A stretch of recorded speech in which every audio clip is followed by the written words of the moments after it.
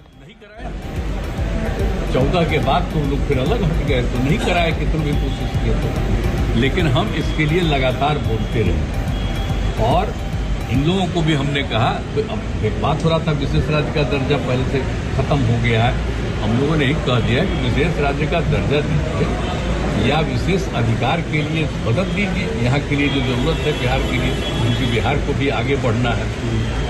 तो बहुत कुछ किया है, आप जानते हैं कैसे पूरा हाल था पहले। जब हम लोग 5 से शुरू किए हैं नवंबर 5 में, तो जो कितना काम करते हुए अब जहाँ देखिए ना कितना जगह पर जाने का रास्ता बना है, कितना ज्यादा स्कूल बना है, कितना एक एक नए नए चीजों का निर्माण हुआ है। अब पटना का ही देखिए ना, शाम के बाद कोई बाहर निकलने के लिए जाता था, इससे आज जो घोषणा हुआ उसे आप खुश हैं ना? सुनिए ना, सब कुछ किया गया। तो हम लोगों ने शुरू से कह दिया था ये या बिहार को विशेष तौर पर मदद करिए इसके लिए।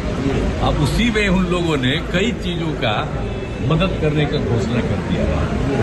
तो आप संतुष्ट हैं? कहना था कि भाई असल चीज है कि हम लोगों को जो हम लोग इतना काम कर रहे हैं तो उसमें अगर केंद्र से बहुत सारे चीजों में और ज्यादा अतिरिक्त मदद मिलेगा तो फायदा होगा।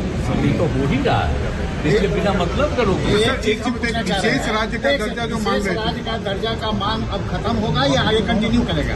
हम लोग विशेष राज्य का दर्जा जी कह रहे थे, और अगर विशेष राज्य का दर्जा बहुत लोगों का था कि पहले से बंद कर दिया गया है इसलिए, तो उसके चलते एक सहायता के लिए बिहार के विकास के लिए मदद होना चाहिए, मदद होना चाहिए बिहार को। तो वो तो करना शुरू कर दिया। आप खुश हैं?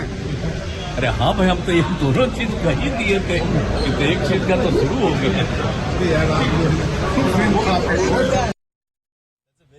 Very good initiative.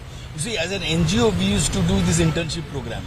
We used to do free for them. उसमें ये कहा ना कि 500 biggest companies. Yes, not biggest. But others can also. तो नीतीश कुमार की बातें आपने सुनी। स्पेशल राज्य का दर्जा मांगा गया था, विशेष राज्य का दर्जा मांगा गया था, लेकिन ये जो सहयोग दिया गया है इससे भी मदद की उम्मीद है। ये इंफ्रास्ट्रक्चर होता है ना सर, उसमें क्या होता है कि बड़ी चीज ये है कि वो आंखों से नजर आता है। इकलौता विकास है जो आपको आंखों से नजर आएगा, लेकिन 2 चीजें इसमें होती हैं। अगर नुकसान होता है तो वो भी आंखों से ही नजर आता है, वो आंकड़ों में आप उलझा नहीं सकते। अब यहाँ पर बिहार को अगर ऐसी मदद दी जा रही है कि आप हाईवेज बनाइए, सड़कें बनाइए, पुल बनाइए, लेकिन बीते कुछ महीनों में ही हमने देखा पुल पे पुल गिरते जा रहे थे। एक तो नितिन गडकरी का कार्यकाल बेस्ट परफॉर्मिंग मिनिस्टर्स में से गिने जाते हैं, और फिर इंफ्रास्ट्रक्चर को ये बूस्ट जो बिहार में मतलब उंगली पकड़कर चलाने की बात है, एक ऐसा राज्य जहां पर बाढ़ से त्रस्त रहते हैं सब।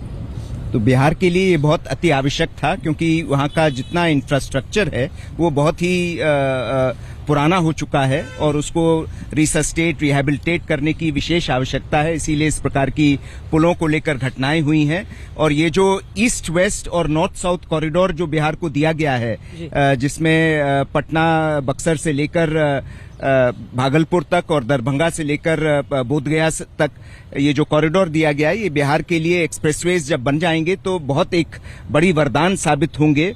और इससे पूरा बिहार उसका एक नया सृजन हो सकता है, नया डेवलपमेंट बिहार का हो सकता है, जो बिहार के लिए बहुत ही आवश्यक था।